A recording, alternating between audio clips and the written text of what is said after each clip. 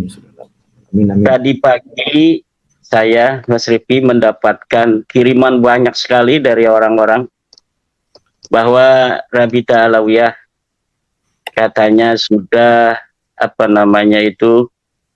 melansir buku jawaban mereka terhadap ketidakabsahan nasab mereka. Jadi mereka ingin dengan buku itu masyarakat tetap mengakui bahwa mereka nasabnya sahih. Kira-kira demikian itu buku yang saya baca sekilas tadi sore, dan malam hari ini saya akan menanggapi dari buku yang telah beredar itu, dikirimkan dengan masif ke berbagai grup-grup WhatsApp. Saya sudah membuat catatan-catatan. Di dalam catatan saya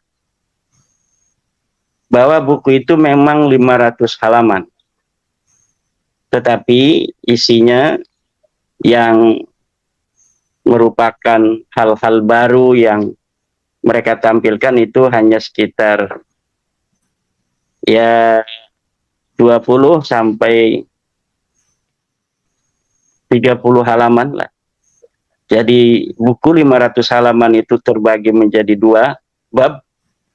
Bab pertama tentang tolak ukur keabsahan nasab. Pasal pertama tolak ukur keabsahan nasab dari bab 1 itu sebanyak 7 halaman. Kemudian pasal yang kedua itu tentang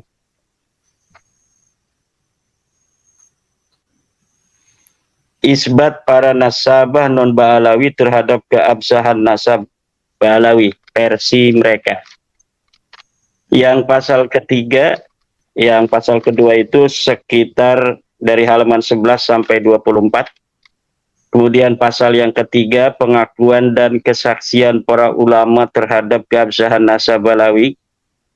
Ini pasal ketiga dari halaman 25 sampai halaman 77. Kemudian pasal keempat tentang pengakuan ulama besar Nusantara dari halaman 26 sampai 101 ini. Banyak sekali nih pengakuan ulama besar Nusantara ini, pasalnya dibanyakin ini, karena ini yang menarik untuk membawa viewer dari orang-orang Nusantara agar ini ulama-ulama kita ini sudah mengakui gitu. Padahal tidak ada sama sekali, nanti kita akan bahas dari ulama-ulama kita itu yang secara tegas qat'iyyud dilalah yang menyatakan mereka itu mengakui nasab Ba'alawi. Kemudian pasal yang kelima, penetapan nasab dengan cara al-istifadah. Ini dari halaman 111 sampai 121 Mas Rifin. Kemudian pasal ke-6 dari halaman 122 sampai 128, jejak peninggalan pendahulu Ba'alawi di Hadramaut. Ada jejak-jejaknya katanya. Kemudian di bab kedua, ini dari 132, halaman 132 sampai terakhir. Ini tentang membongkar penyimpangan Imaduddin. Jadi menyimpang katanya Imaduddin. Ini nanti kita akan lihat apa saja yang dianggap menyimpang oleh Ba'alawi. Kalau saya dianggap lurus kan mereka rugi kan. Kalau mereka bikin buku kehebatan dan lurusnya logika Imaduddin Usman, wah itu bahaya. Maka penting untuk dibikin sebuah judul penyimpangan Imaduddin Usman. Tetapi masyarakat kita ini kan sudah cerdas. Nah, ini malam hari ini kita hanya ingin sedikit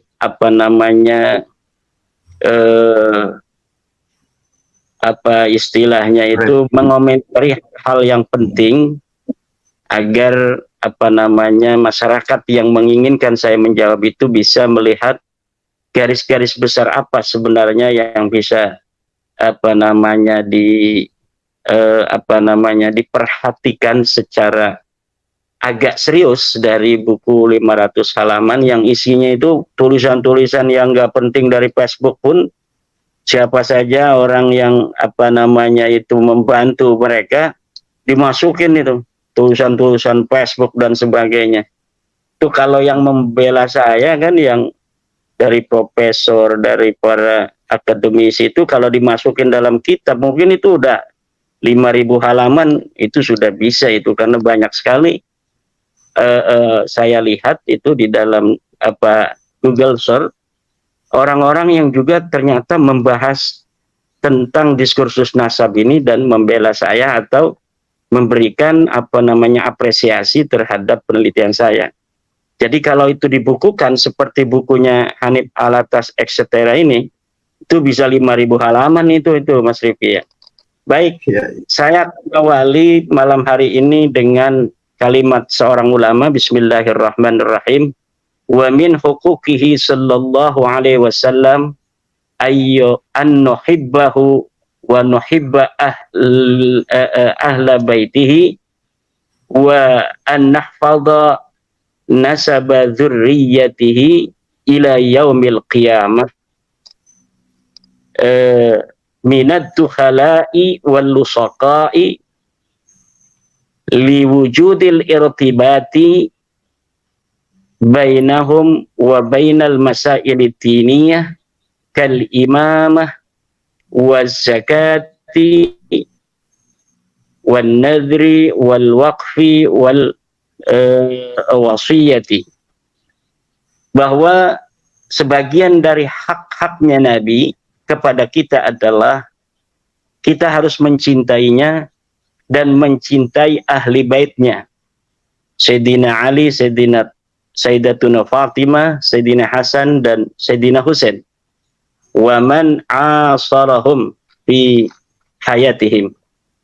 Kemudian sebagian daripada hak-haknya Nabi besar Muhammad sallallahu alaihi wasallam juga adalah an nahfadha nasaba dzurriyyatihim ila yaumil qiyamah minad dukhala'i wal lusaqa, yaitu menjaga nasab-nasab dzurriyyat Nabi dari para penyusup-penyusup dan para pencangkok-pencangkok. Liwujudil irtibati bainahum wa bainal masailid diniyah, karena adanya kaitan antara keturunan Nabi dan masalah-masalah agama. Kal imamah, seperti imamah, menjadi al-imamul a'zam. Yang kedua adalah wal zakat, seperti zakat, wan nadri dan nadar, wal wasiyati wasiat, wal waqfi dan wakaf, wal imamil mahdi dan imam mahdi. Kenapa kita harus menjaga nasab keturunan Nabi? Karena ada masalah-masalah agama yang berkaitan dengan keturunan Nabi, seperti al-imamatul uzma, yaitu ketika kaum muslimin bersepakat seluruh dunia untuk mengangkat seorang imam, maka disyaratkan harus Quraisyiyun, seorang dari keturunan Quraisy. Haplogrupnya harus C1. Kemudian masalah zakat, kita tidak boleh untuk memberi zakat kepada Bani Hashim dan Bani Muthalib. Maka berarti kita harus meneliti mana yang bukan Bani Hashim, mana bukan Bani Muthalib, atau kita meneliti dari mana yang Bani Hashim, mana yang Bani Muthalib, sehingga kita tidak memberikan zakat kepada mereka. Begitu pula dalam bab nadar, wasiat, wakaf. Orang yang bernadar, saya akan memberikan uang 1 miliar kepada keturunan Nabi yang ada di kampung Bojong Soang. Nah, itu berarti harus tahu mana keturunan Nabi dan mana bukan. Kemudian Imam Mahdi, dan ini yang paling berbahaya ini, Mas Rifki. Imam Mahdi itu akan turun menurut kita Ahlussunnah wal Jamaah di akhir zaman nanti dari keturunan Nabi. apabila hari ini kita tidak betul-betul untuk meneliti siapa turunan Nabi dan siapa yang bukan turun Nabi, tidak menelitinya kita, maka akan ada orang-orang yang mengaku Imam Mahdi dari bukan turun Nabi. Jadi Imam Mahdi palsu. Kenapa? Konsekuensi logisnya orang-orang yang palsu, yang mengaku sebagai turun Nabi, itu akan melahirkan Imam Mahdi palsu di masa yang akan datang. Ini sangat berbahaya. Oleh karena itu, kewajiban para ulama untuk betul-betul mempunyai perhatian yang sangat serius terhadap orang-orang yang mengaku sebagai turun Nabi. Di masa depan, itu tidak akan terlalu berat, Mas Rifki. Kenapa hari ini kita terlalu berat? Karena masyarakat kita belum terlalu dewasa. Tapi di masa depan itu tidak akan sesulit pada hari ini. Kita nggak bakal lagi ngurus-ngurusin yang model Balawi ini, yang sudah ketahuan haplogrupnya G itu. Kalau di masa depan anak-anak kita itu nanti untuk meneliti keturunan baginda Nabi itu dari haplogrup dulu. Kalau haplogrupnya sudah J1, baru diteliti itu secara nasab dan sejarahnya. Kalau haplogrupnya itu sudah bukan J1, udah G begini, harus diabaikan. Nyapain pasti nanti ujung-ujungnya sama juga itu. Karena dari situ pasti akan ujungnya bukan kepada Arab, ujungnya bukan kepada durian Nabi. Tetapi karena memang hari ini hal itu masih terlalu cepat ya untuk masyarakat kita. Kita agak sibuk-sibuk nih malam-malam hari ini. Mas Rifki juga harus begadang membahas tentang tulisan-tulisan yang ditulis oleh timnya Rabita Alawiyah yang 500 halaman yang katanya judulnya keabsahan megalomania itu namanya. Kita akan bahas satu-satu. Ini agak santai, nggak apa-apa, agak lama juga. Yang pertama, dari sambil ngerokok aja Mas Rifi, nggak apa-apa. Siap. Dari bab 1 dulu. Pasal 1, tolak ukur keabsahan nasab, halaman 7. Ya, Imat. Dalam buku menyatakan bahwa para pakar teori ilmu nasab menyebutkan beberapa torik jalan antara untuk mengisbat nasab, keabsahan sebuah nasab. Jika satu saja terpenuhi, maka nasab itu sah. Ini selalu diulang-ulang itu oleh Hanif Alatas, bahwa metode menetapkan nasab itu torik. Jalan ada 4, banyak sekali. Kalau misalnya satu saja sudah terpenuhi, maka katanya itu sudah sah nasab itu. Nah, di dalam buku ini yang disebutkan oleh Hanif Alatas itu cuma 2. Pertama tentang tercantum di kitab nasab, 2 tentang suhrah dan istifadah. Dan dua-duanya tertolak. Metodologi isbat nasab yang disebutkan oleh buku Rabita Alawiyah ini, buku resmi Rabita Alawiyah ini tertolak. Pertama, tercantum dalam kitab nasab katanya. Ini yang ditulis oleh Rabita Alawiyah kan. Dalam buku Rabita Alawiyah ini, sebuah nasab harus tercantum di dalam kitab nasab. Sebagaimana kita ketahui, silahkan baca buku terbaru saya tentang literatur kitab-kitab nasab dari abad ke-3 sampai abad 13 yang menyebutkan Ba'lawi itu baru kitab Tuhfatul Talib 996 Hijriah, 650 tahun setelah wafatnya Ahmad bin Isa, orang keturunan Nabi asli yang diakui oleh mereka sebagai luhur mereka. Jadi mereka mengakui Ahmad bin Isa yang ada di 345 Hijriah abad ke-4.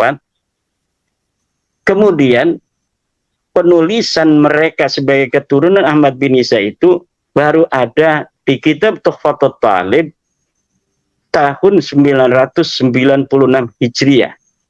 Ada 651 tahun nasab mereka, umudun nasab mereka, nama leluhur-leluhur mereka tidak ada, tenggelam, gelap gulita dari kitab-kitab nasab. Lalu berdasar apa kita mengatakan kitab Tuhfatul Talib itu sah dalam menulis nasab Balawi? Tidak ada. Kenapa tidak ada? Karena dalam kitab Tuhfatul Talib juga itu penulisnya mengatakan saya melihatnya dari sebuah ta'liq, bukan dari kitab nasab. Jadi pertama kali nasab Balawi ditulis di dalam kitab nasab bukan berdasarkan referensi dari kitab nasab sebelumnya, tetapi hanya berdasarkan sebuah catatan kecil yang dilihat oleh As-Samarqandi kemudian dituliskan. Ini namanya seorang an-nasabah al-mutasahil, seorang ahli nasab yang sembrono memasukkan sebuah riwayat yang tidak jelas, riwayat yang tidak ada referensinya, riwayat yang ghair muhaqqaqah, kemudian dituliskan di dalam kitabnya. Kemudian teori surah istifadah yang kedua. Ini surah istifadah pun sudah sering sekali saya mengatakan, tetapi untuk agar masyarakat kita ini bisa tercerahkan, ya kita ulangi lagi bahwa surah istifadah memang betul bisa digunakan untuk menetapkan nasab, tetapi dia punya syarat. Syaratnya apa? Syaratnya dia alla yasbuta ma yukhalifu. Mana tuh saya lupa. Innan nasaba mimma yasbutu bil istifadah illa ayyasbuta ma yukhalifu. Bahwa nasab memang sebagian dari apa yang bisa ditetapkan dengan istifadah, kecuali sudah jelas ada yang menentang. Sedangkan nasab Ba'lawi ini sudah jelas ada yang menentang. Bukan hanya ada yang menentang, ketiadaan riwayatnya selama 651 tahun itu sebenarnya sudah cukup bahwa nasab mereka memang nasabun muhdasun, nasab yang jadi-jadian. Kemudian ketika hari ini, nah istifadah itu sebenarnya untuk hari ini. Ini istifadah ini bahwa Hanif Alatas Balawi, Rizik Syihab Balawi, itu istifadah namanya itu kan.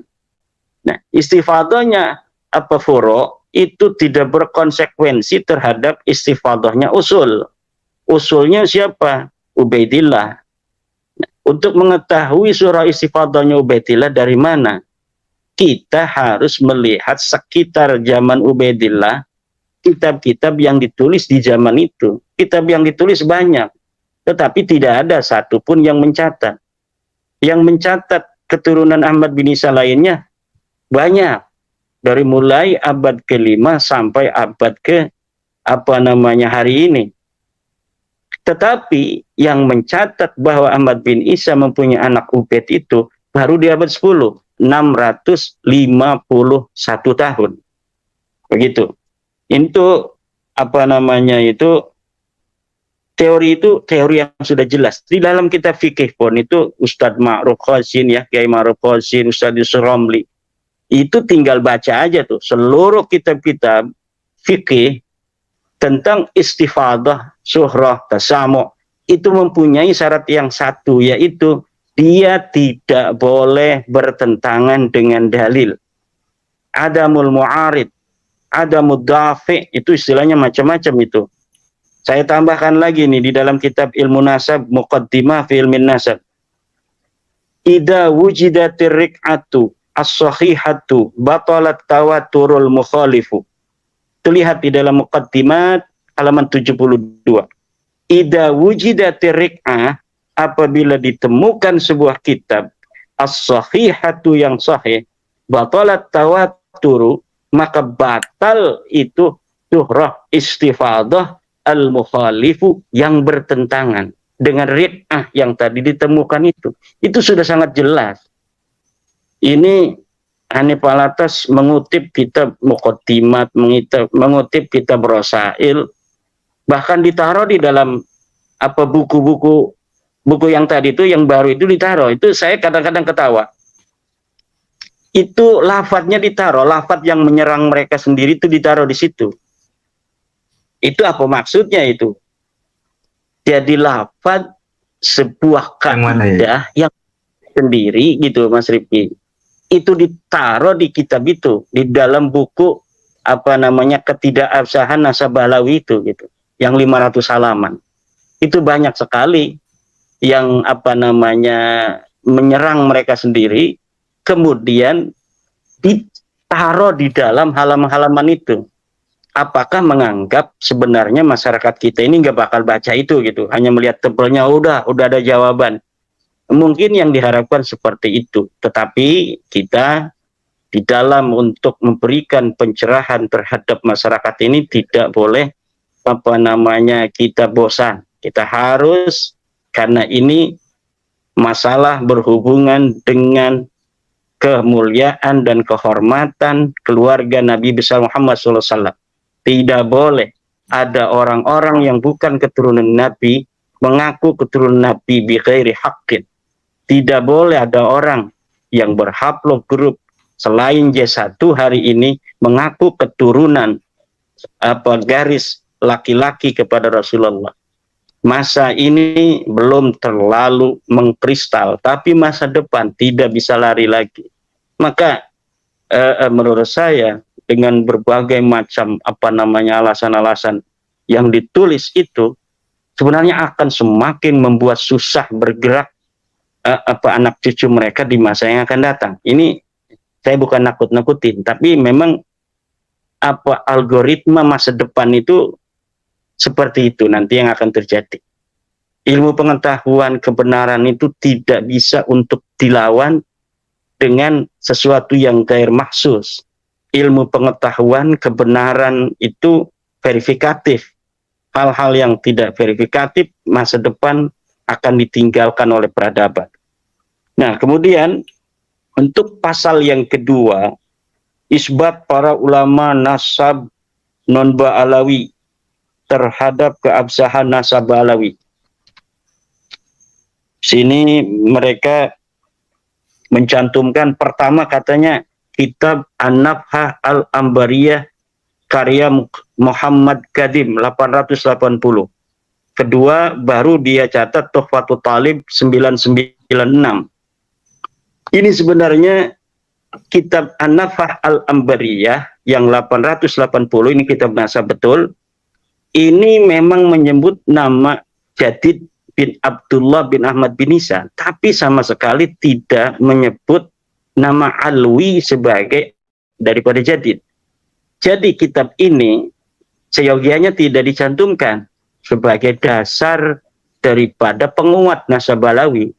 Kenapa? Karena kitab An-Nafhah ini bukan dalil untuk seorang Alwi, tapi dia dalil untuk seorang Jadid yang sama-sama dakhil, yang sama-sama da'i, menyusup ke dalam keluarga Ahmad bin Isa. Itu beda-beda. Nah, tidak ada kitab yang menyebutkan sebelum Al-Burqah dan Al-Jarh Syafab yang mengatakan bahwa Jadid punya adik namanya Alwi, Alwi punya kakak namanya Jadid atau sebaliknya. Ini tidak ada sama sekali. Maka ketika di abad 9 ini ditulis oleh Al-Burqatul Musyiqah Ali As-Sakran bahwa Jadid adalah kakak atau adik daripada Alwi, ini tanpa adanya referensi. Kemudian kitab nasab ini An-Nafhah Al-Ambariyah, dia itu melihat kitab As-Suluk. Ketika melihat kitab As-Suluk, dia masukkan ke dalam kitabnya bahwa Jadid ini adalah anak daripada Abdullah. Abdullah adalah anak daripada Ahmad bin Isa.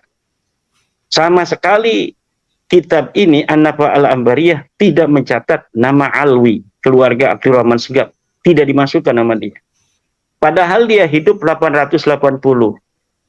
dia hidup bersama dengan Ali As-Sakran. Tentunya Ali As-Sakran sebagai ulama sudah terkenal dong waktu itu, tetapi tidak dimasukkan sebagai adik daripada Jadid, leluhurnya Ali As-Sakran. Tidak dimasukkan juga Ali As-Sakran ini sebagai keluarga bagian dari Ahmad bin Isa. Oleh siapa? Oleh An-Naf'a al-Ambariyah. Kenapa tidak dimasukkan?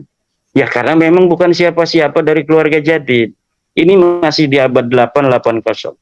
Jadi tidak berarti disebutnya seorang Jadid itu bisa menjadi bukti dari keluarga Bahlawi, tidak bisa. Karena memang Jadid ini adalah historis, dia ulama besar. 620 dia hidup sebagai ulama yang dicatat oleh para ulama-ulama. Tapi dia bukan keluarga Abdurrahman As-Segaf. Tiba-tiba di abad 9, dari 620 itu, tiba-tiba Ali As-Sakran 895 mengakui Jadid sebagai kakak daripada Alwi. Ini yang tidak ada referensinya. Jadi kitab An-Naf'a al-Ambariyah ini tidak bisa untuk dijadikan dalil bagi keluarga Bahlawi. Dia adalah dalil penyusupan bagi keluarga Jadid, tapi dia bukan dalil untuk keluarga Bahlawi. Baru kitab Tuhfatul Talib ini secara jelas ditulis Alwi bin Abdullah bin Ahmad bin Isa. Tetapi sayangnya ini pengarangnya As-Samarqandi ini dia mengatakan bahwa aku memasukkan keluarga Abdurrahman Segaf ini, Alwi, sebagai keturunan Ahmad bin Isa, bukan dilihat dari kitab yang ditulis oleh para ulama nasab, tapi aku melihatnya dari sebuah kertas, melihat dari sebuah ta'liq, kemudian dia masukkan ke dalam kitab itu. Nah, bagaimana bahasanya? Qultu ra'aitu fi ba'di ta'aliq. Aku berkata, aku melihat dari sebagian ta'liq, catatan-catatan kecil, bukan dari catatan seorang ahli nasab. Nah, kemudian antara An-Naf'a al-Ambariyah yang 880 itu, Mas Rifki, dengan kitab Tuhfatul Talib 996, ini mereka sama-sama menyusup kepada Abdullah, tetapi anehnya mereka tidak koordinasi. Harusnya kalau mau nyusup bareng-bareng koordinasi dong. Koordinasinya gimana? Ini An-Naf'a al-Ambariyah kan ngomongin Jadid, dia masuk ke dalam Abdullah bin Ahmad bin Isa. Kemudian keluarga Alwi masuk nih kepada Abdullah Ahmad bin Isa. Harusnya mereka koordinasi. Ini ngomong, nanti kamu sebut ya nama saya. Jadid nanti punya adik namanya Alwi. Kemudian di kitab Tuhfatul Talib juga begitu. Alwi punya kakak namanya Jadid. Tapi ini masing-masing tidak ada koordinasi. Ini nyebutin keluarga sendiri sampai Ahmad bin Isa.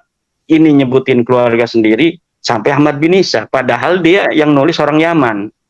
As-Samarqandi al-Yamani. Gitu. Nah ini sebuah tanda bagi orang-orang yang berakal untuk bisa mengetahui. Ini awalnya ini demikian ini sebenarnya. Jadi nanti apa yang akan ditulis oleh Hanif Alatas, katanya ratusan kitab itu tidak ada gunanya. Kenapa tidak ada gunanya? Nah ini saya hanya sebutkan dua ini aja. Dari An-Naf'a al-Ambariyah, kemudian Tuhfatul Talib.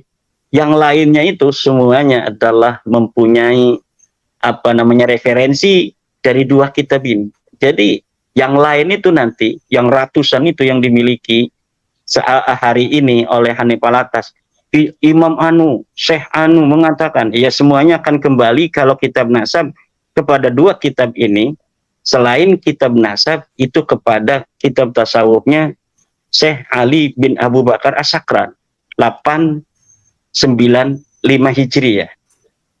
Jadi hanya ada di abad 9 itu saja.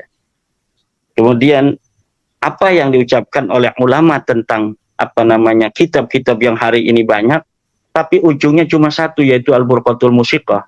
Karena An-Naf'a al-Ambariyah ini dengan kitab Tuhfatul Talib ini ujungnya nanti ke kitab siapa namanya, Syekh bin Abu Bakar As-Sakran Al-Burqa itu, kembalinya ke situ. Kata ulama begini tentang kitab yang banyak itu. Ini bisa dilihat di dalam kitab Muqaddimat fi Ilmil Ansab. La yuhtajju li kasratil masadiri idza kanat kulluha tunqalu min aslin wahidin.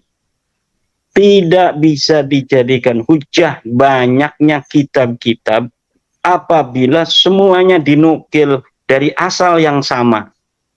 Kitab Balawi hari ini yang menerangkan Balawi sebagai turun Ahmad bin Isa ratusan, betul, tetapi semuanya mentok kepada Al-Burqatul Musyiqqah itu. Yang kata Mas Romel itu mentoknya enggak ke Al-Burqah, ke Al-Jawr-Sapa, ya sama-sama beda beberapa tahun saja.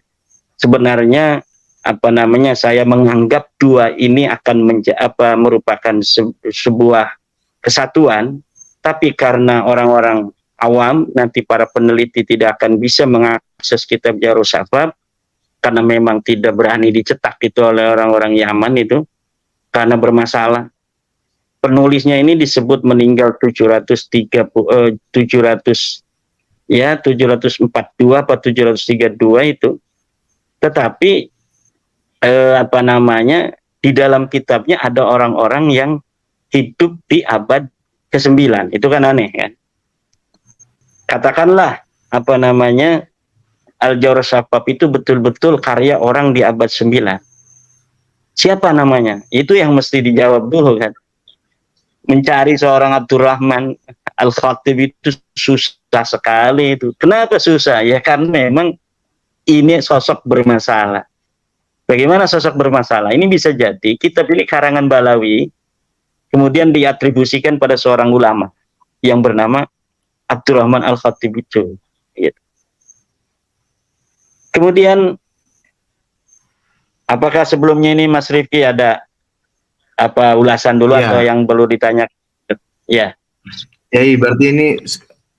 Berarti kitab setelah kitab nomor 1 dan nomor 2 ini itu secara prinsipil tidak perlu dibahas ya, karena ujungnya adalah pada kitab poin nomor 1 dan poin nomor 2, yaitu An-Nafhah dan Tuhfatut Thalib, di mana kitab An-Nafhah, Al-Ambariyah dan Tuhfatut Thalib itu bersumber ke Al-Burqah, Al-Musyiqqah, Al-Sakran, begitu ya? Iya, tetapi di dalam ilmu nasab ini ada sebuah kaidah bahwa yang bisa untuk menetapkan nasab itu adalah kitab-kitab yang kutiba alal maksud, yaitu ditulis dengan dasar untuk menetapkan nasab. Ya, makanya kenapa ini yang disebutkan oleh Anipalatas CS ini kitab nasab terlebih dahulu, karena dalam kaidah nasab yang bisa mengisbat nasab hanya kitab-kitab nasab. Kitab-kitab yang ditulis bukan untuk mengisbat nasab seperti kitab tasawuf, kitab sejarah, kitab tarajim, itu sama sekali tidak bisa untuk mengisbat nasab. Yang bisa mengisbat nasab adalah kitab-kitab nasab. Dan kitab nasab yang pertama kali ditulis ya berbarengan dengan hidupnya Ali As-Sakran juga, 880, ya kan? Kemudian Tuhfatut Thalib itu agak tuahan sedikit, agak mudahan 996. Nah, kemudian Ali As-Sakran kan 895 itu. Jadi upak-upaknya itu di masa-masa itu tuh, masa fabrikasi nasab ini gitu. Makanya Al-Burqah itu walaupun secara historis lah bisa untuk dikatakan orangnya ada kan. Jadi kitab sejarah hanya untuk bisa mengatakan historis apa tidak ini orang. Apakah dia sosok historis, apakah dia sosok ahistoris. Sampai kepada derajat fiktif itu bisa untuk kita melacak seseorang itu dengan metodologi teori ilmu sejarah. Ya, maka Al-Burqah, dari Al-Burqah ke Ahmad bin Isa itu 551. Ini saya menurunkan standar sebenarnya. Ketika kita mengatakan 550 tahun itu menurunkan standar, agar memberikan napas bagi Balawi dan pembelanya untuk mencari kitab-kitab nasab dan juga kitab-kitab sejarah, untuk mencari kitab-kitab sejarah. Tetapi hari ini kita bisa dapat melihat bahwa memang tidak ada. Jangankan kitab-kitab nasab, sejarah, kitab sejarah yang banyak begitu dari abad ke-3, ke-4, ke-5, ke-6, ke-7, 8, 9, 10, itu tidak ada yang menyebut mereka itu sampai abad 9, tidak ada. Tidak ada. Kemudian di abad 8 banyak yang menyebut jadid itu Al-Ataya As-Saniyah kan. Kemudian As-Suluk, tetapi tidak menyebut ke Alwi karena memang bukan siapa-siapa. Alwi dan jadid itu tidaklah bersaudara, tidak ada. Nah, itu di pasal kedua ini Mas Rifki ini sudah kitab-kitab yang lain tidak perlu dibahas karena kalau kitab-kitab lain akan mentok kepada kitab ini. Iya. Yang pasal ketiga ini dari halaman 25 sampai 77, yaitu tentang pengakuan dan kesaksian para ulama terhadap keabsahan nasab Balawi. Ini kitab-kitab atau manuskrip palsunya Mas Rumel masuk nih di sini nih, udah dibahas semua kan sama saya itu. Ya, di dalam buku kemarin sengaja itu karena saya sudah dapat untuk bisa mengira-ngira bahwa yang akan ada di bukunya Hanif Alatas etc. itu tidak akan ada yang lain. Maka saya persiapkan itu untuk imunisasi bagi masyarakat dulu sebelum datangnya penyakit ini gitu. Jadi mereka sudah mempunyai imunisasi. Jadi penyakitnya datang belakangan, imunisasinya sudah ada, jadi nggak mengefek gitu kan. Satu yang disebutkan, katanya ada Hasan bin Muhammad Al-Alal 460 Hijriah. Sudah ada 460 Hijriah, keluarga Balawi disebutkan, namanya Hasan Muhammad Al-Alal. Hasan Muhammad Al-Alal itu bukan siapa-siapanya Balawi, dia cucunya Ahmad bin Isa asli dari Muhammad Abu Ja'far. Namanya anak Ahmad bin Isa kan Muhammad tuh. Ini keturunannya nih, Hasan Al-Alal. Sebutkan 460 Hijriah. Punya sanad yang menyebut nama daripada Ubaid segala macam. Itu sudah terbukti. Sanad palsu tulisan Salim bin Jindan. Tahun 1969 beliau wafat. Beliau orang baik, orang soleh di dalam hal lain. Tapi dalam sejarah dan sanad hadis tidak boleh dijadikan pegangan. La yuhtajju bih, tidak bisa dijadikan pegangan, wala yu'tamadu alaih, dan tidak boleh dijadikan tetegenan. Kemudian Abul Qasim An-Nafat 490, sudah ada itu, silakan di dalam buku saya, manuskrip palsu Balawi versi Rumel Abbas, di situ sudah ada. Hasan bin Rashid ada juga tuh di kitab saya itu, di buku saya, silakan lihat itu para netizen. Dan Hasan bin Rashid ini bukan manuskrip palsu, ini manuskrip benar, tetapi menerangkan tentang jadid. Jadid itu sekali lagi tidak ada kaitan dengan Alwi, dia tidak punya kakak namanya Alwi, atau tidak punya adik namanya Alwi. Jadid dan Alwi orang lain, disaudarakan nanti di abad 9, namanya saudara ketemu gede, tadinya bukan siapa-siapa kemudian dipersaudarakan gitu kan. Kemudian ini tahun 638 katanya kan sudah ada, tidak, itu masalah jadid. Kemudian tempat manuskrip Syekh Umar bin Sa'ad 667, sanad palsu, sudah saya bahas juga dalam kitab saya. Al-Ataya As-Saniyah 778, kitab asli tapi menerangkan jadid, bukan menerangkan tentang Alwi, tidak ada kaitan jadid dan Alwi. As-Suluk 732, betul ada itu kitab asli tapi tidak menerangkan Alwi, itu menerangkan jadid, tidak ada kaitan jadid dengan Alwi. Nah, sampai di situ saja. Kitab-kitab non nasab yang apa namanya di bawah abad ke-9. Yang lain itu yang 180 itu semuanya akan kembali kepada Al-Burqatul Musyiqah 895 Hijriah dan tidak bisa dijadikan patokan sebagaimana kaidah yang telah saya sebutkan, la yuhtajju li kasratil masadir idza kanat kulluha tunqalu min aslin wahidin.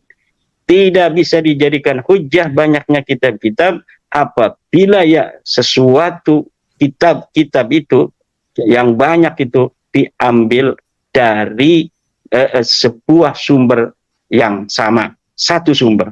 Tidak bisa dihitung walaupun jumlahnya 180 kitab.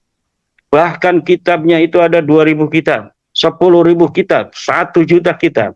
Itu tidak bisa untuk apa namanya itu dijadikan pegangan. Karena asal dari kitab itu semua satu, yaitu Al-Burqatul Musyiqah.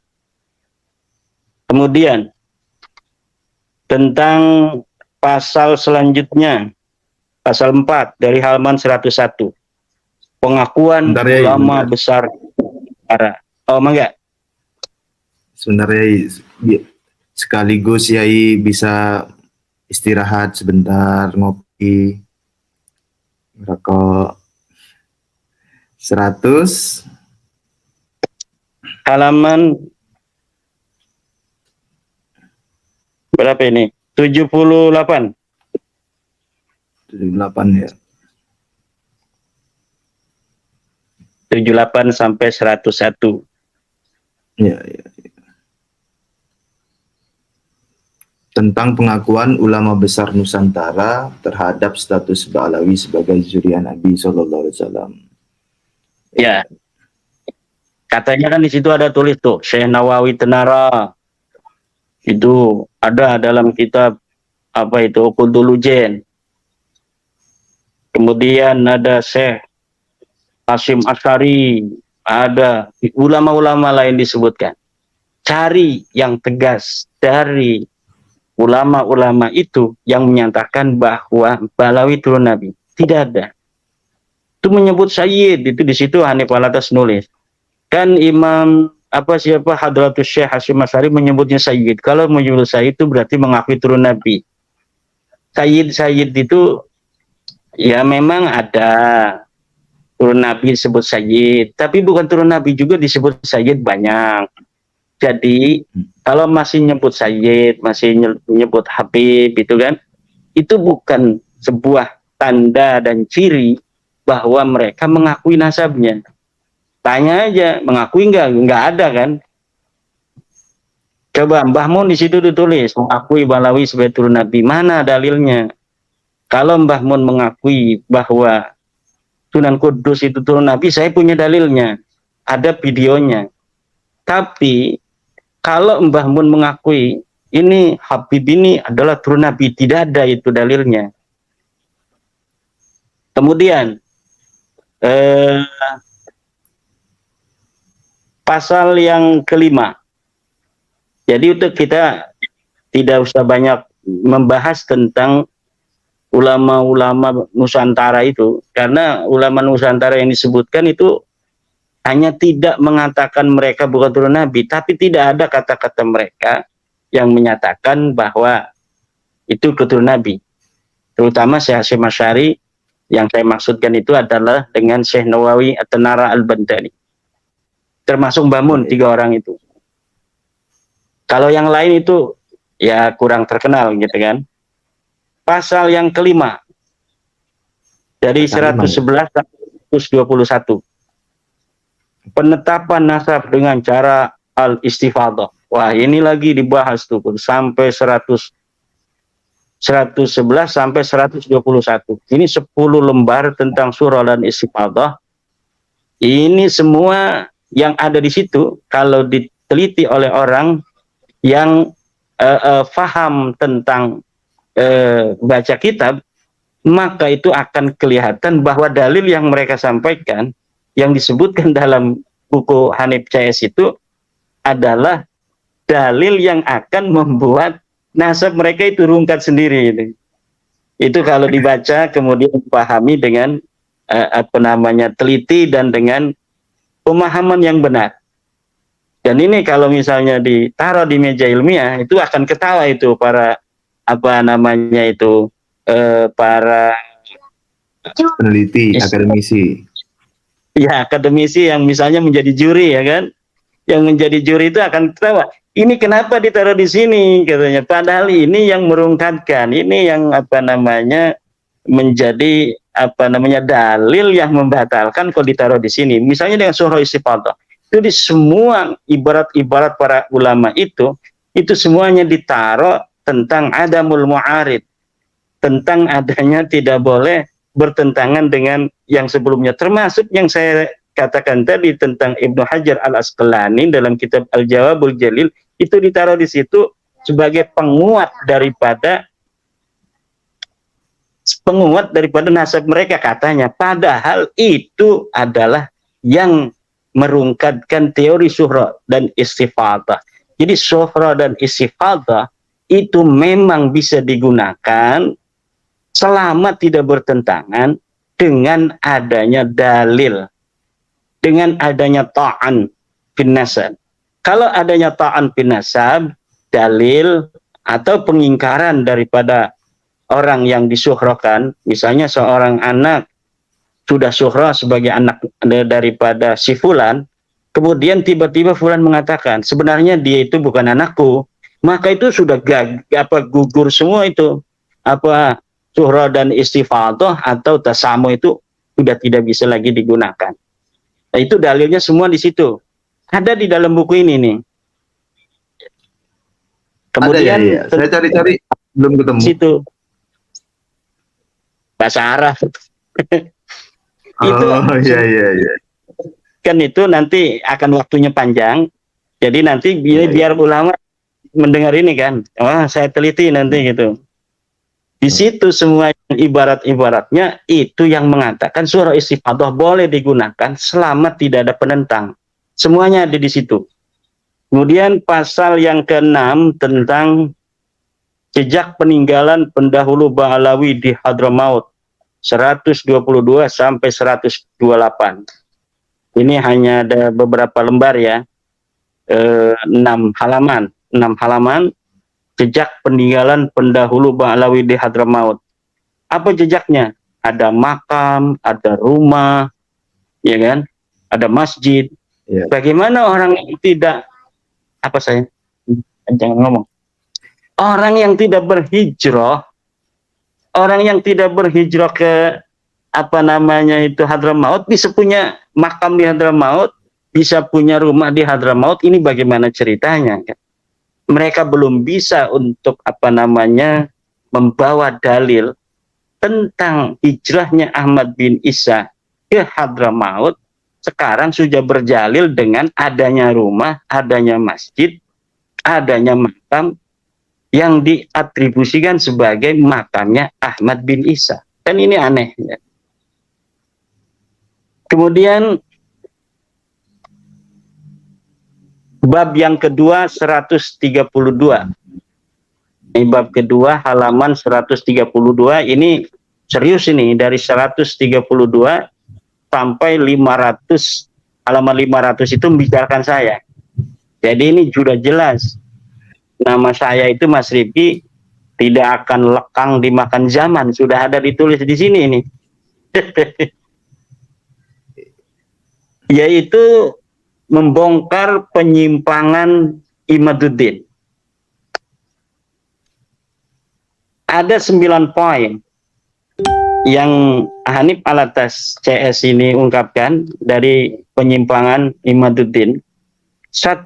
Mengkaji nasab dengan mengabaikan dan menabrak tatanan ilmu nasab.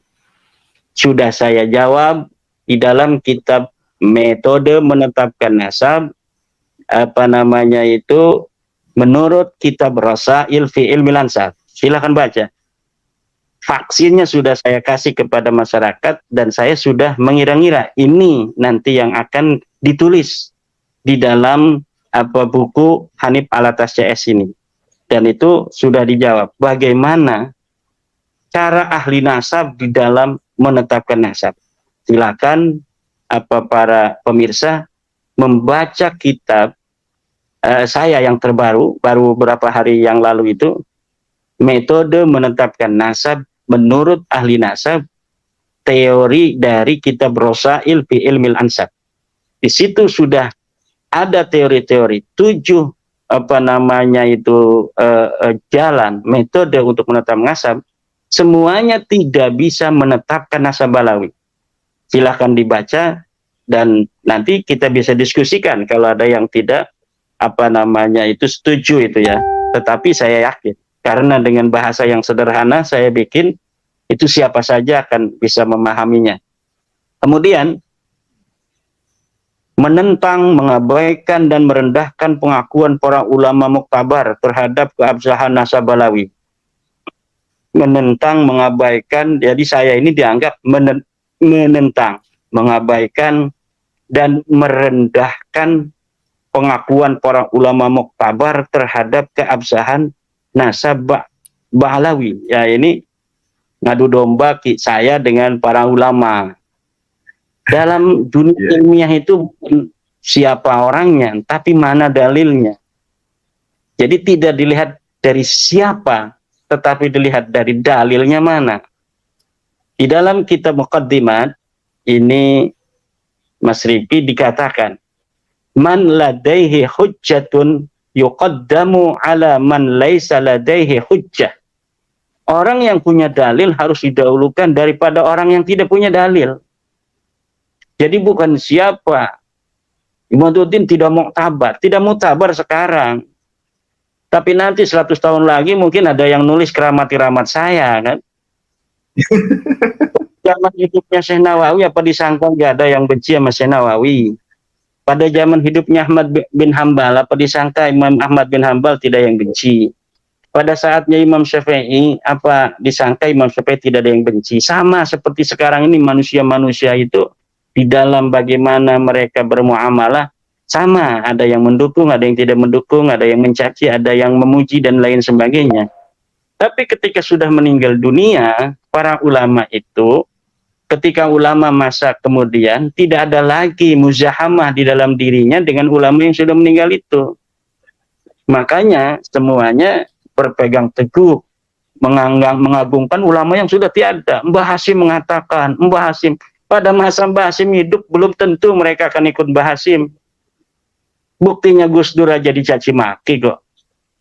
Ulama-ulama NU terus dicaci maki, Kiai Said Agil Sirot dicaci maki oleh mereka. Kalau Kiai Said Agil Sirot sudah meninggal dunia, itu baru orang. Karena apa? Sudah tidak ada kepentingan dia dengan masyarakat yang berkaitan dengan Kiai Agil Sirot. Hari ini Kiai Agil Sirot dicaci maki, biasa. Kenapa? Ada muzahamah. Ada muzahamah kepentingan di situ. Kalau sudah meninggal Kiai Syafi'i tidak ada lagi muzahamah dengan dia, makanya dia agungkan. Mbah Hasyim Asy'ari sudah tidak ada, makanya diagungkan. Mbah Mun sudah tidak ada, makanya diagungkan.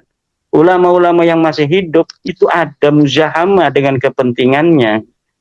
Makanya dia tidak mau untuk menghormati atau menerima ucapan ulama yang masih hidup. Menerima ucapan di ulama yang masih hidup itu, kalau mereka menentang, itu mereka masih bisa untuk berdiskusi, beradu dalil. Kalau yang sudah tidak ada itu kan tidak bisa.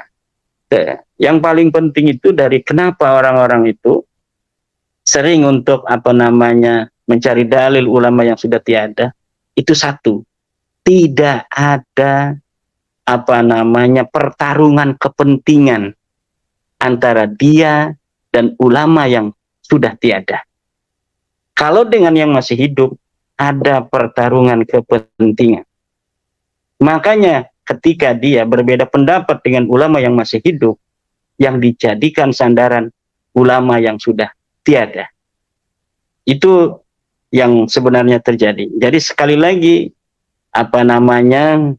saya katakan tentang banyaknya ulama-ulama yang muktabar. Muktabar menurut siapa?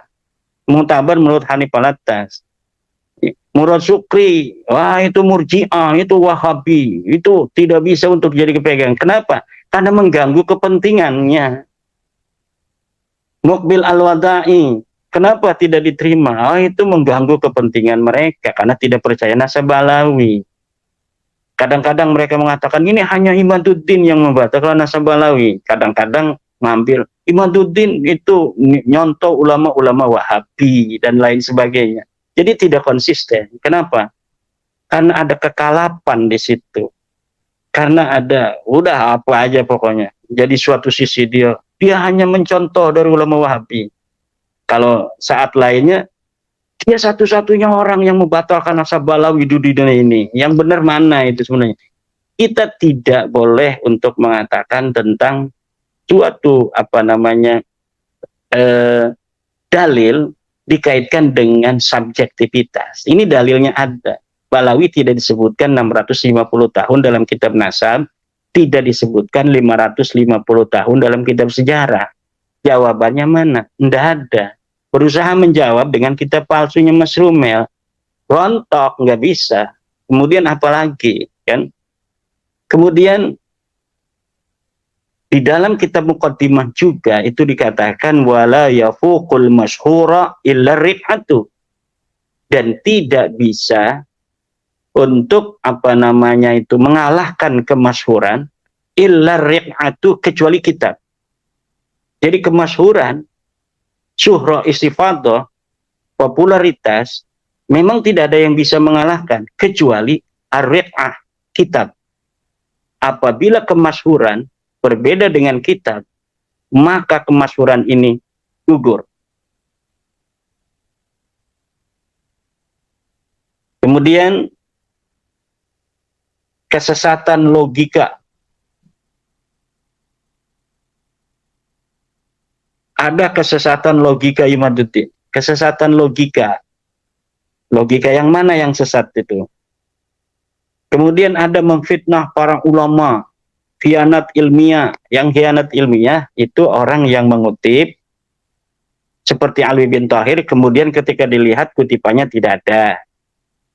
Kitab Ar-Raudul Jali katanya Syarab Al-Ubaidili mengatakan Ahmad bin Isa hijrah dari Basrah ke kota Madinah atau sebaliknya. Dilihat di dalam kitabnya Syarab Ubaidili tidak ada. Itu namanya khianat ilmiah. Seluruh apa yang saya tulis itu ada referensinya. Bahkan referensinya itu sengaja saya berikan referensi semuanya, kebanyakan yang bisa diakses di dalam internet. Kenapa? Supaya semua bisa mengakses. Saya punya kitab-kitab ini misalnya contoh kitab Qiladatun Nahar, kitab Tarikh Hadramaut yang versi cetak, semuanya saya punya.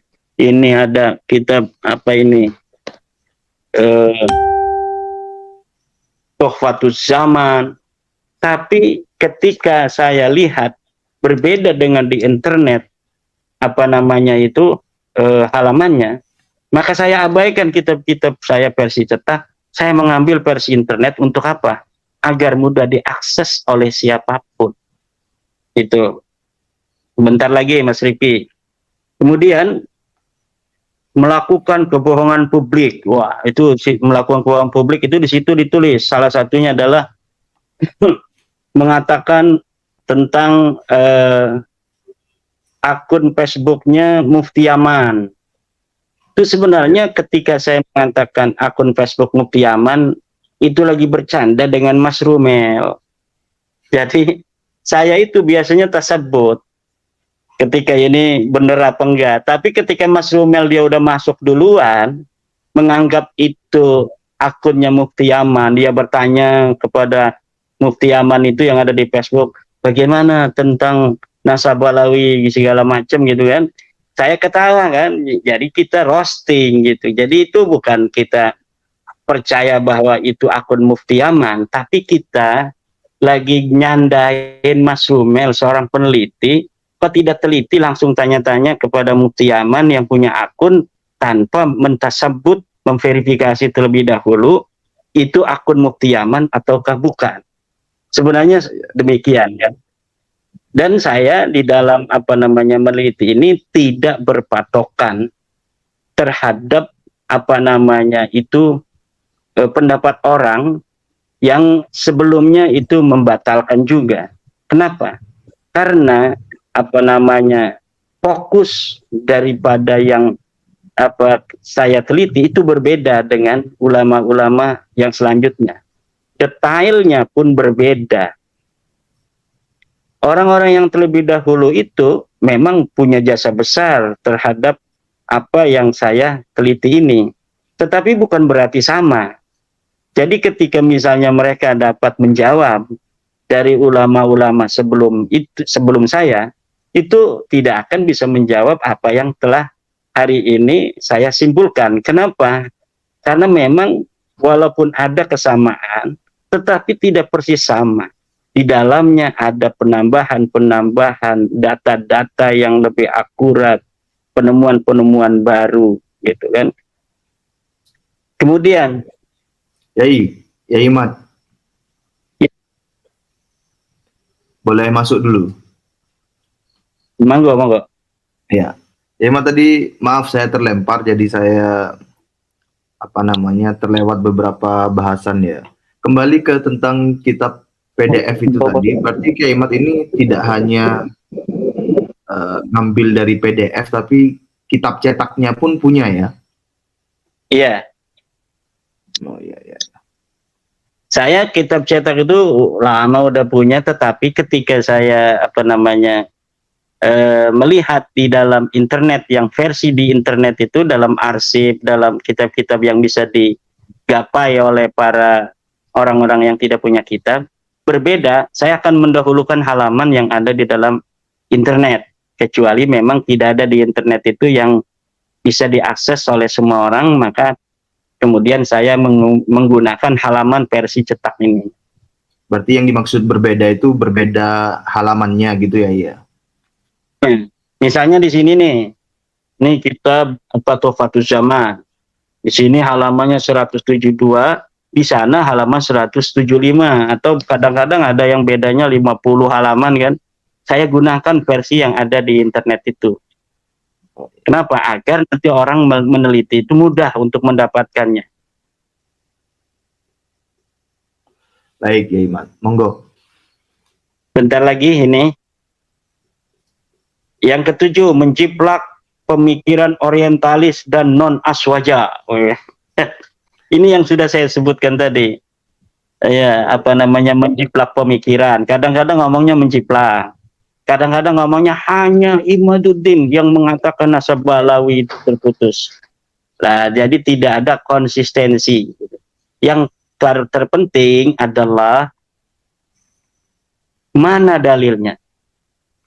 Imaduddin ketika membatalkan ada dalil apa tidak? Saya punya dalil.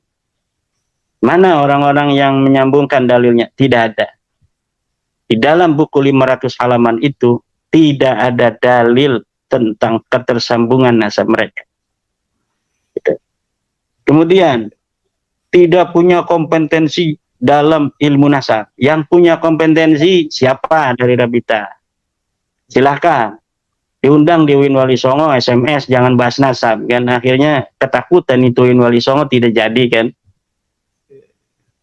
Nah, sekaligus saja nih pada kesempatan malam hari ini, siapa saja dari universitas yang ada di Indonesia yang bersedia untuk menjadi tuan rumah, silakan undang kami, saya dan Rabita Alawiyah, untuk membahas nasab Balawi ini. Misalnya ada universitas di mana saja, yang penting sifatnya ilmiah, gak usah bawa-bawa pendukung saya atau pendukung daripada Rabita Alawiyah. Cukup para dosen, para akademisi, para juri, kemudian saya dan perwakilan Rabita. Kalau masih penasaran untuk tentang metodologi dan teori-teori ilmu nasab, apakah saya itu mempunyai kompetensi di situ ataukah tidak, baru kita akan tahu apabila sudah ditukar pikiran saya dengan pikiran dari perwakilan Balawi itu. Mana yang paham ilmu nasab, mana yang tidak paham ilmu nasab. Kemudian tentang kesembilan, membatalkan nasab dengan tes DNA. Saya memang membatalkan nasab dengan ilmu nasab dan ilmu sejarah plus tes DNA. Dan kita tidak bisa berpaling dari kemajuan teknologi di masa yang akan datang. Masa yang akan datang tidak seperti hari ini. Hari ini tidak seperti waktu saat saya kecil. Saat saya kecil, itu Mas Rifki, kalau sudah jam 7:30, itu dimatikan petromak itu dari ruang tamu, kemudian kita disuruh masuk kamar dengan lampu tempel. Tahun 87 baru masuk listrik itu di Kresek. Kemudian ada telepon, kemudian ada HP. Hari ini internet. Internetnya kita bisa bicara antara orang yang ada di Jawa Tengah, Mas Rifki, dengan saya yang ada di Banten. Dalam satu waktu di tempat yang berbeda. Jadi siapa saja yang melawan ilmu pengetahuan, terutama tes DNA ini, akan menyesal di masa yang akan datang. Lebih baik mencari cara untuk bagaimana menyesuaikan diri untuk menanti masa di mana di masa itu siapa saja yang mengaku keturunan siapa akan kelihatan. Mau tidak mau DNA ini akan digunakan oleh negara untuk menjaga kesehatan masyarakatnya dan lain-lain. Dan di situ semuanya akan nampak nanti. Ini tes DNA G, ini tes DNA J, ini tes DNA O. Nggak bisa lagi hari itu untuk mengelak lagi. Jadi tidak ada lagi bagi kita seharusnya untuk bersiap-siap menanti masa yang penuh dengan kemajuan di masa yang akan datang. Jangan bikin susah anak cucu kita. Kemudian ini sudah selesai, ini membatalkan nasab dengan tes DNA. Juga ada satu yang ditampilkan tadi saya lupa oleh buku Mas Hanif Alatas itu tentang banyaknya stempel-stempel dari Raja Al-Qaitiyah dengan Raja Al-Kasiriyah 100 tahun yang lalu sudah tanda tangan katanya. Begini, di dalam teori ilmu nasab nih, dalam kitab ilmu nasab yang ada di dalam Muqaddimat fi ilmin nasab, la ibrata bi kasrati tawaqi'i illam yakunin nasabu sahihan. Tidak ada gunanya banyaknya tanda tangan kalau nasab itu tidak sahih. Fa kasratu tawaqi'i la tasihhu la tusahhihu khata'an wa tawqi'u hujjatun ala man waqa'a la hujjatun ala ghairi. Banyaknya tanda tangan itu tidak mensahihkan nasab yang salah, dan penandatanganan itu hanya hujjah bagi orang yang tanda tangan, bukan hujjah bagi orang yang tidak tanda tangan. Nasab Balawi itu 100 tahun yang lalu, 1900-an, itu ditanda tangan oleh Al-Kathiri, oleh Marga Al-Kathiri. Nah, itu dijadikan dalil dalam buku itu tuh. Nah, di dalam kitab Muqaddimat ini sudah ada ternyata bahwa penanda tangan itu berkonsekuensi dengan tanda tangannya. Jadi ketika dia mensahihkan Balawi itu, dia terkena konsekuensinya. Yang tidak menandatangani, tidak mensahihkan, maka tidak mempunyai konsekuensi apapun. Hari ini pun ulama-ulama yang masih para kiai-kiai itu yang masih mempercayai nasab Balawi, dia terkena konsekuensi. Apapun itu konsekuensi tentang didawir atau dimintai duit, harus nyium tangan, kalau enggak menghormatin nanti kamu kualat. Itu yang masih mengaku itu. Sementara bagi orang-orang yang sudah tidak meyakini Balawi sebagai cucu Nabi seperti saya, itu tidak akan ada konsekuensi apapun. Kemudian ada yang ngomong, bagaimana nanti kalau di akhirat? Kita lihat di akhirat antara saya dan Rumel Abbas, bagaimana pangkatnya di sisi Rasulullah Muhammad Sallallahu Alaihi Wasallam. Berat itu hukumnya orang-orang yang sudah mengetahui daripada nasab yang tidak jelas, kemudian masih disambungkan kepada manusia mulia Rasulullah Muhammad Sallallahu Alaihi Wasallam, kepada ahli baitnya Nabi, Siti Fatimah Az-Zahra, Sayyidina Ali karamallahu wajah, Sayyidina Hasan, Sayyidina Hussein, orang-orang yang mulia, keturunannya mulia itu. Coba di dunia ini selain Balawi, apakah ada orang-orang yang sangat ngurusi nasab seperti Balawi? Ketika ada orang yang tidak mempercayai mereka begitu ketakutan seperti ini, apakah ada di dunia ini? Cari. Tidak ada. Demikian mungkin Mas Rifki yang bisa saya sampaikan. Apa ada hal-hal yang... Iya, saya merespon dan mungkin ada muatan sedikit bertanya ya. Pada poin 7, di situ dikatakan menjiplak pemikiran orientalis dan tokoh non-aswaja.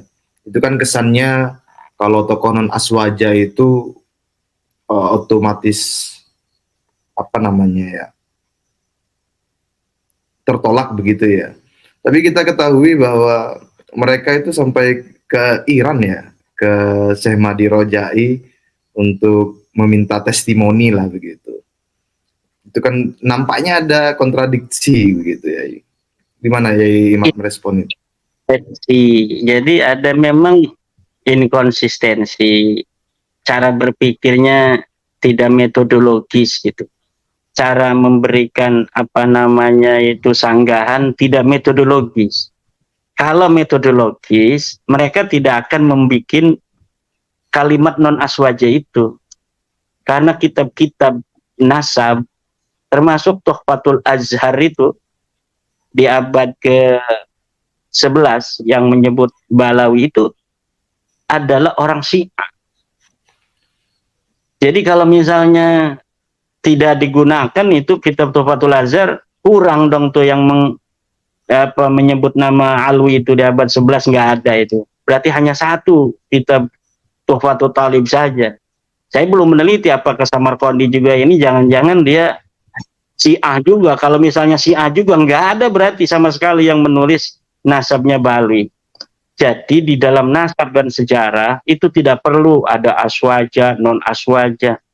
Dalam kebenaran, siapa saja yang membawa dalil kebenaran akan agama Allah ini, kita terima, walaupun dia bukan aswaja. Coba lihat, hari ini saya kirimi sebuah tulisan Mbah Hasyim Asy'ari, Al-Mawa'id Asy-Syaikh Hasyim Asy'ari. Itu siapa yang merawat? Perpustakaan Muhammadiyah di Yogyakarta. Saya dikirimi linknya, saya dikirimi PDF-nya. Siapa yang merawat sampai hari ini ada daripada nasihatnya Mbah Hasyim, Perpustakaan Muhammadiyah Yogyakarta. Nah, orang Muhammadiyah itu tidak mikir-mikir ini orang NU yang menjadi saingannya waktu zaman dulu kan. Kemudian tidak menaruhnya di perpustakaan, tetap ditaruh di perpustakaan. Kalau kita mau nyari itu di lemarinya kiai-kiai, mungkin susah mencari mawaidnya Mbah Hasyim Asy'ari itu. Karena tulisannya itu tulisan cetakan lama sekali. Nah, dari situlah sejarah kebenaran, dalil dari siapapun, kalau itu memang bisa diterima dengan akli, bisa diterima dengan nakli, apalagi ada ijma di sana, maka kita terima siapapun itu yang membawanya. Jadi orang-orang yang membentur-benturkan non aswaja dan sebagainya, karena dia sudah mencatat ini aswaja versi dia kan beda kan. Versinya harus ada versi-versi lain itu aswaja. Oh itu aswaja juga liberal nanti kan begitu. Ini ada lagi Iya. ulama yang mendukung, wah ini Kiai Said Agil liberal, Kiai Marzuki Mustamar liberal. Dari mana Kiai Marzuki Mustamar liberal kan? Roma Irama, oh dia pedangdut. Pedangdut bukan sembarangan, rajanya. Ini raja dangdut, jangan sembarangan. Ulama, kiai dari zaman dulu dia itu berdakwah kan. Ini kalau yang tidak mendukung nanti akan mendapatkan serangan dari pribadi, dari hal-hal lainnya, kredensi dan sebagainya. Tapi kalau yang mendukung mereka dibesar-besarin, walaupun hanya seorang TikToker itu akan dianggap ulama gitu, dibawa-bawa kemana-mana sekarang.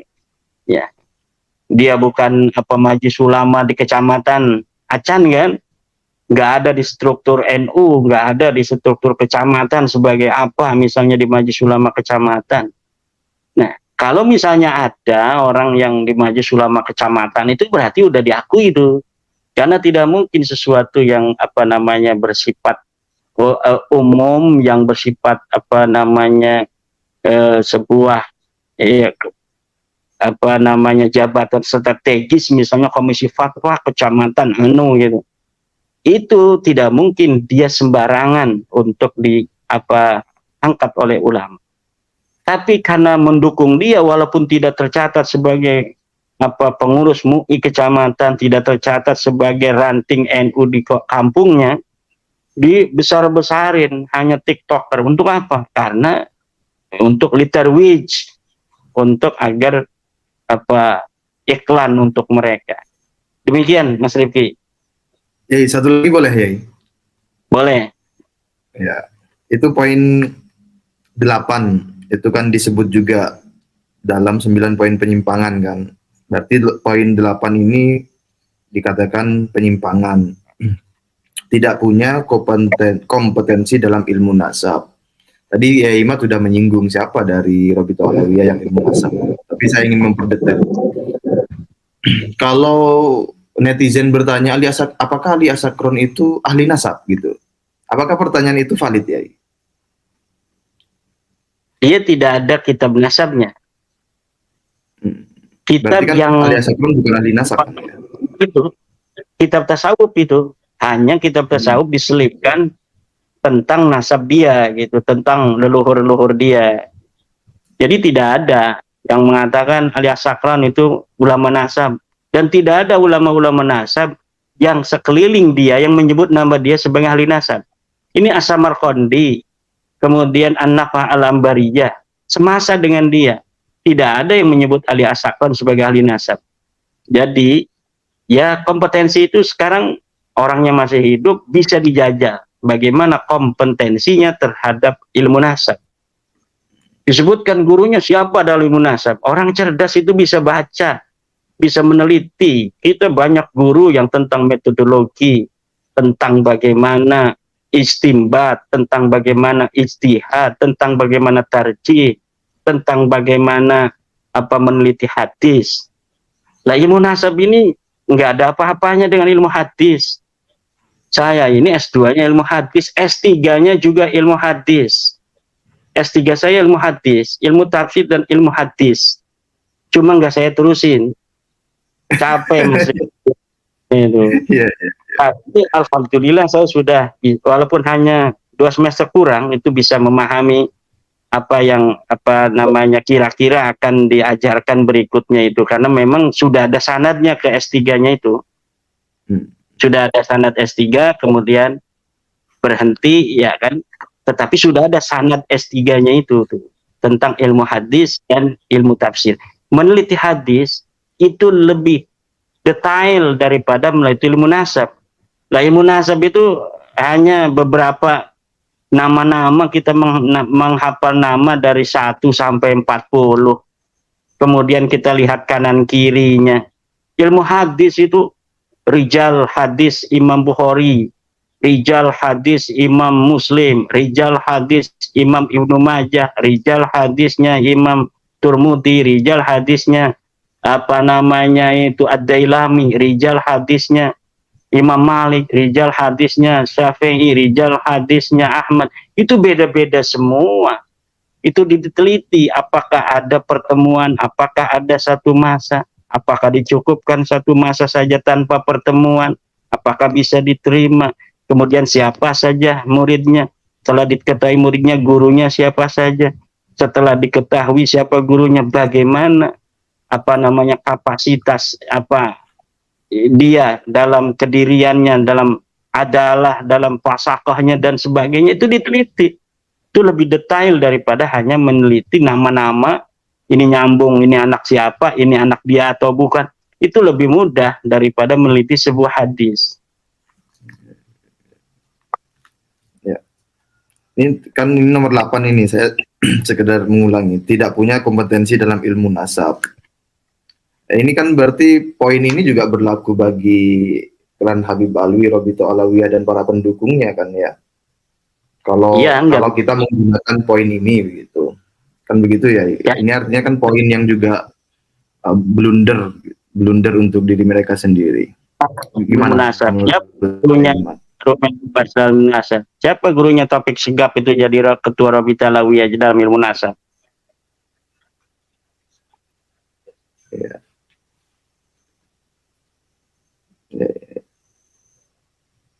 Halo, Yai? Masih bersambung? Ya, saya lagi ngelihat Mas Rifki yang gimana ya? Putus-putus. Kayaknya udah cukup, Mas Rifki. Oh ya, cukup. Baik, terima kasih Yai Mat atas penjelasannya. Kita mungkin lanjutkan di perbincangan berikutnya. Terima kasih juga kepada seluruh audiens yang menonton, yang mengkaji. Silakan dikaji secara teliti, secara seksama. Apakah ada last statement dari Yai Mat sebelum saya tutup? Baik, demikianlah yang bisa saya sampaikan dalam sedikit mengulas kulit-kulit dari buku yang diterbitkan secara resmi oleh tim dari Rabita Alawiyah. Detailnya nanti akan saya sanggah di dalam kitab, catatan-catatan di dalam sebuah kitab atau sebuah buku. Terima kasih Mas Rifki.